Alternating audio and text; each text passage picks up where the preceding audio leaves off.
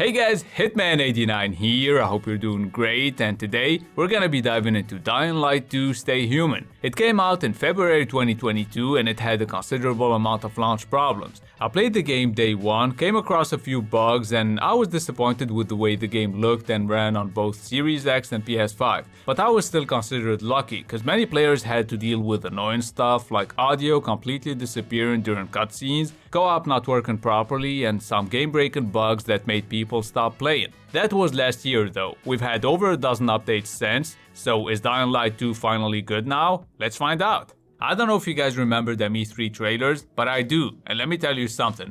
Dying Light 2 got downgraded hard. Buildings are way less detailed than the final game, the story is completely different, choices don't matter that much, oh and the lighting system is gone. Anyone who've seen the E3 trailers and then played the game day one must have been extremely disappointed. In 2023 though, and after several updates, the graphic— no, I'm just kidding, it still looks the same. Apart from the darker nights, at least they fixed those. Anyway, on Dying Light 2 you're Aiden, a young parkour runner looking for his sister Mia. No, we're talking about a different Mia here. In all seriousness though, Aiden is an infected survivor, so when it gets dark you only have a few minutes to get to a UV light before you turn, and that's why the game is called Stay Human. Don't forget to leave a like for more useless information like this one.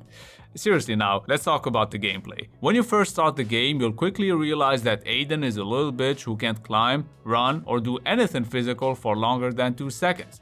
But as you progress through the game, you unlock new skills and tools that'll slowly let you enjoy the parkour system. Emphasis on slowly. You get the paraglider when you're about halfway through the game, and the grappling hook, you're gonna have to wait for that shit until there's like 20% left. The combat system has been heavily improved with more physics-based and less scripted animations. There's a little X-ray view every now and then, like on the first game, and limbs can now be cut off in 3 different places, so if like me, you love making zombie shawarma, you're in for a good time. And since we're talking about the hard-hitting issues here, can you finally kick severed heads properly? Well, you can. They don't just spin around anymore, but it's still not satisfying. What's not satisfying either is the way zombies still pause before falling off a building, unless you dropkick them. Speaking of which, dropkicking enemies was already fun, but with the new physics system, it's straight up lit. Gear transmog has been added, allowing players to change the appearance of their gear without changing the stats, so they can get the best of both worlds. But you can only see your character in photo mode and on the menus, so yeah.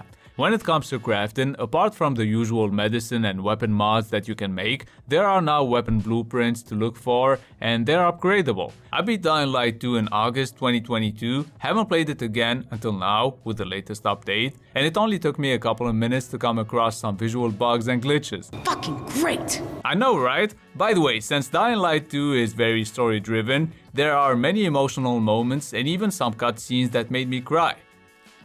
Of course it didn't make me cry. What do you think I am? Some kind of pussy?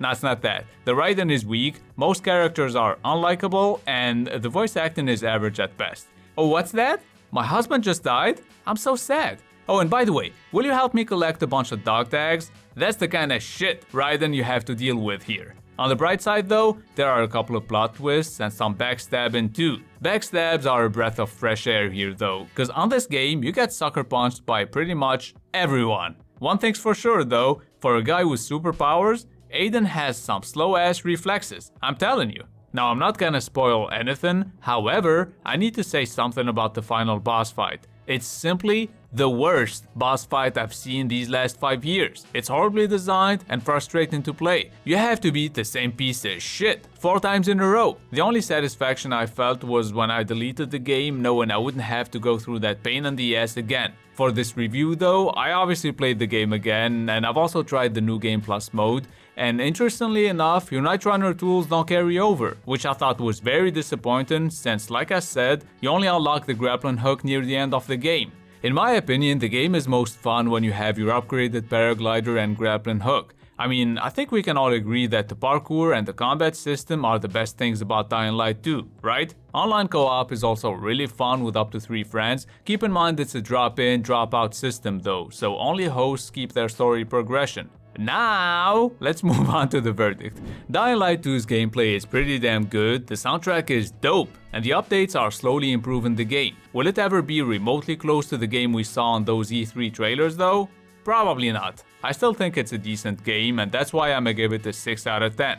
The upcoming updates will focus on improving the night experience with Roman volatiles. The devs will also make the parkour flow a little bit better before releasing the second paid DLC. So if you feel like jumping into Dying Light 2 in 2023, make sure to get it for super cheap. Personally, I wouldn't spend more than 20 bucks on it, but I guess 30 would also be fine considering the current state of the game. Speaking of which, if you want to get your PlayStation and Xbox games for cheap, head over to buygames.ps. You'll find their link in the description. Anyway, I hope you found this review useful. Don't forget to leave a thumbs up if you did, and please subscribe if you're new to the channel. I drop a new video every Saturday, so stay tuned. It's been Hitman89. See you guys very soon.